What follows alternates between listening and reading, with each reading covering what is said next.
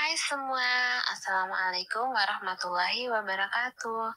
Pada kesempatan ini saya akan membuat video pembelajaran untuk memenuhi tugas mata kuliah komunikasi pengasuhan yang diampu oleh Bapak Dr. Usman Bafadal, MSI. Perkenalkan, nama saya Widya Ramdhani dengan NIM 220030301044 kelas B 2022.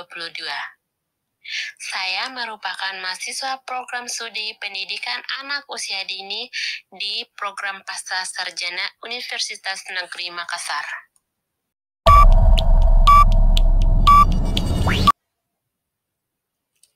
Saya akan membahas tipe-tipe dan fungsi komunikasi.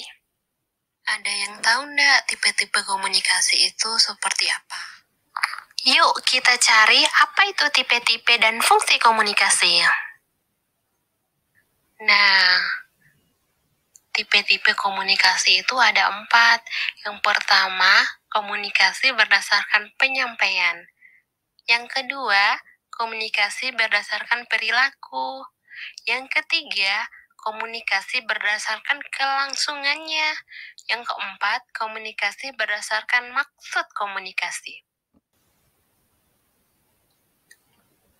Mari kita bahas satu persatu tipe-tipe dari komunikasi.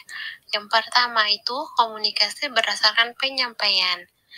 Komunikasi berdasarkan penyampaian ini ada 2, komunikasi verbal dan komunikasi nonverbal. Komunikasi verbal itu komunikasi yang menggunakan kata-kata, entah itu lisan maupun tulisan, atau bentuk komunikasi yang menggunakan kata-kata, baik dalam bentuk percakapan maupun tulisan.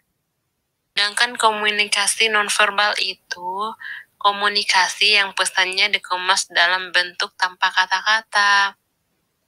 Contohnya itu seperti ekspresi wajah, bahasa tubuh, sentuhan, maupun penampilan.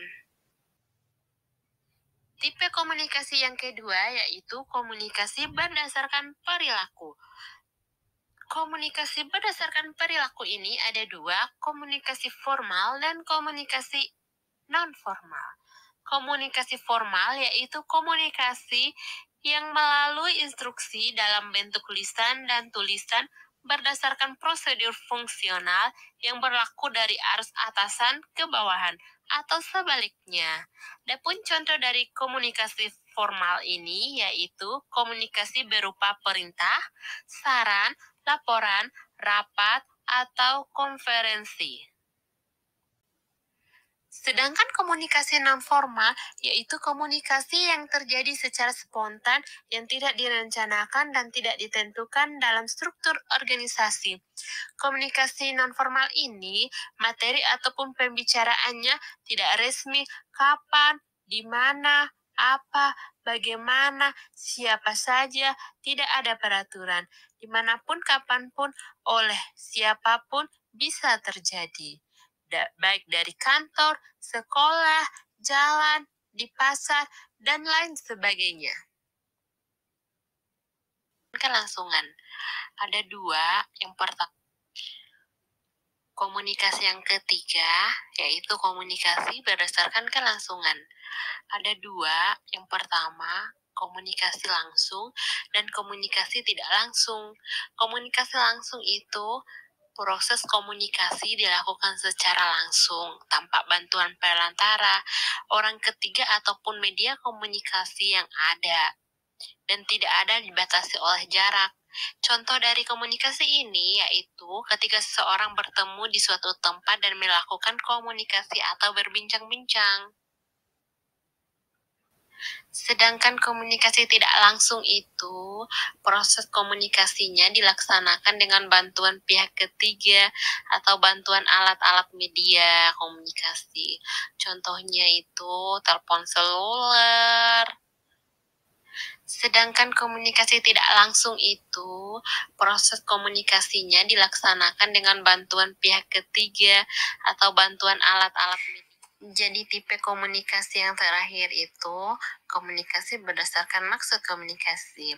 Jenis komunikasi berdasarkan maksud ini yaitu jenis komunikasi yang inisiatif dari komunikator menjadi penentu. Contoh dari komunikasi berdasarkan maksud komunikasi yaitu pidato, memberikan ceramah, dan wawancara.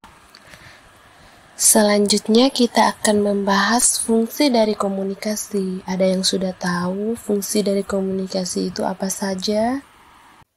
Fungsi komunikasi yang pertama yaitu menyampaikan informasi.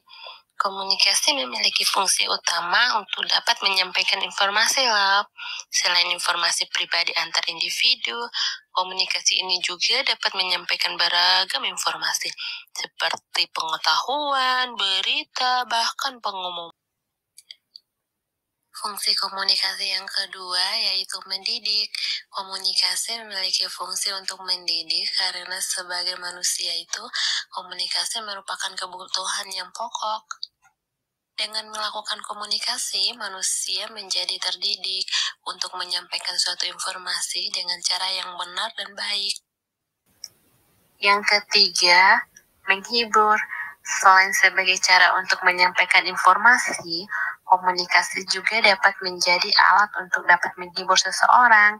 Contohnya seperti menyampaikan simpati acara televisi yang menghibur, bernyanyi lagu-lagu yang menjadi penyemangat. Nah, hal-hal yang menghibur tersebut termasuk dalam bentuk komunikasi. Fungsi komunikasi yang terakhir itu memengaruhi. Komunikasi memiliki fungsi untuk dapat memengaruhi pemikiran maupun tindakan seseorang, sehingga muncul suatu pemikiran baru dari seorang individu. Demikian video pembelajaran komunikasi pengasuhan ini yang saya buat. Semoga dengan adanya video ini kita bisa mengetahui tipe-tipe dan fungsi komunikasi. Terima kasih. Mohon maaf apabila ada kesalahan. Wassalamualaikum warahmatullahi wabarakatuh.